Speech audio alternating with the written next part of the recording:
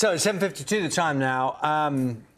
We will explain why there are pictures of orangutan behind us. I said that strangely, didn't I? Orangutan. So we know, as human beings, that reaching for some medicine or cream in the first aid kit to treat an injury is pretty common for us, but maybe not so common in the animal community. Although we're perhaps wrong not to be so surprised when they do it.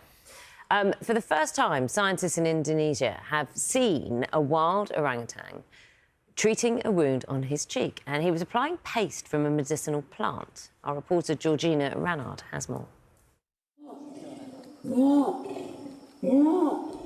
This is Rakus. He's just been injured, probably after fighting with other male orangutans. Now he's preparing to do something we are all familiar with, trying to heal a wound.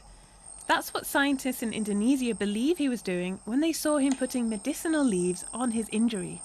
He was eating on it for 13 minutes and then repeatedly applied the plant juice from his mouth directly onto the wound. This looked similar to a wound plaster. It healed also quite fast, so within a couple of days it was already fully closed. A month later, the injury was completely gone. Scientists had never before seen a wild animal apparently healing its own wound. It's another sign of how close we are to great apes.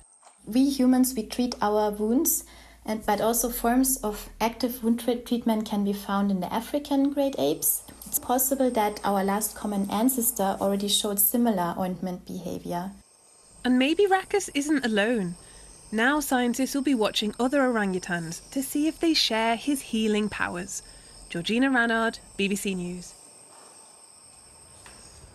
Let's talk to Craig Trevethick, who is an ape specialist from Twycross Zoo. Oh, Craig, who have you got? Sorry, I'm so sorry. Delighted that you've joined us, but please can you introduce us to your friend behind you? Yeah, so right behind me is Bazuki. He's a young male orangutan, and just in the background as well, it's his mother, Malaku. Brilliant. What's their morning routine this morning? You know, how have they begun the day? So we usually begin by giving them a visual health check, and then we feed them their breakfast. So they're pretty much just having their little bit of breakfast now, and they may have just popped back inside, but they may be back out again. Oh, OK. I will talk to you about what we said we would talk to you about as well, but we cannot resist an orangutan, obviously. This observation by these scientists in Indonesia, how significant is it? And I just wonder if, I suppose the animals where you are would have been treated by veterinary specialists anyway, so you wouldn't need that kind of self-administration, administering of medicine. But how exciting is this news?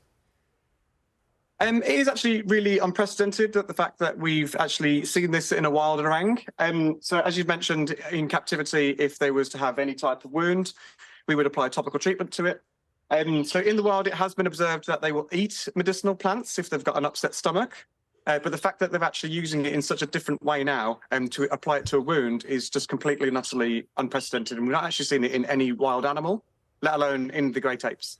Craig, good morning to you. It's Charlie here. I mean, they are very, very clever animals, aren't they? I mean, you know that from other research that's been done.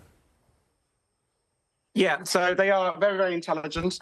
I would argue to say that they are probably one of the most intelligent out of all of the four great apes. They tend to be a little bit more patient and a little bit more determined, especially when it comes to problem solving compared to the other great apes as well. It's so interesting. So, I mean, we're talking about them administrating themselves. What have you witnessed them? You know, what have you witnessed seeing them do? Because you get periods of time, which we don't, obviously, even members of the public don't, to see them over a period of time. What have you witnessed that has been amazing? So they are very good at problem solving. So an orangutan will pretty much sit and wait, and we will provide them with enrichment. So we will do a lot of puzzle-based enrichment to improve their cognitive abilities. And we'll see they actually will fashion tools to actually get the rewards that we put in for them. So not only will they actually use tools, which is actually quite an intelligent behavior, but the fact that they will actually make their own tools to then use those tools to actually get their rewards. So we will do that almost on a daily basis. We'll try and challenge them with all the different types of enrichment we have. So, for example, in the wild, orangutans probably wouldn't use stone-based enrichment, but in here they will find little bits of stones and they will fashion sticks. and they'll use those sticks then to maybe hook food that we'll put around the enclosure at hard-to-reach places. Well, so I'm looking to your left now. Is he peeping out? That's the mum, I think. Yeah, so that's our female orang now. So she's having a quick look. So she's probably got a little bit of her breakfast still left outside. So she's probably looking to see if there's anything left. She's actually just kind of she was holding the flap of the door open, just checking out what's going on. Yeah, so she's basically having a look to see if there's any more breakfast for her. I think she may have cleared it all out now. Are they still quite shy, even though they're obviously in captivity? Are they still quite shy? Because obviously you're standing there, and we can see in the reflection actually our technical team, which is filming you as well. You know, their shadows. If they see people they're not used to, will they just kind of stay away? Yeah, so they can be. So obviously they see the keepers every day, so they're used to us being around. Sometimes if they see cameras, they might be a little bit shy. But usually with keepers, they're quite good. Usually large crowds can sometimes, they might stay away a little bit. But all in all, they actually are quite sociable. Craig, it's been lovely talking to you. Oh, look, no, I think they're going to peek out. Are we going to get one last appearance?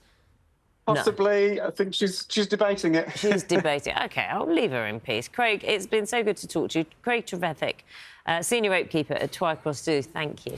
As the door closes, you know what's going to happen? We look at that camera. Oh, she'll be there. Straight out, right in front of the cameras. Of course she will.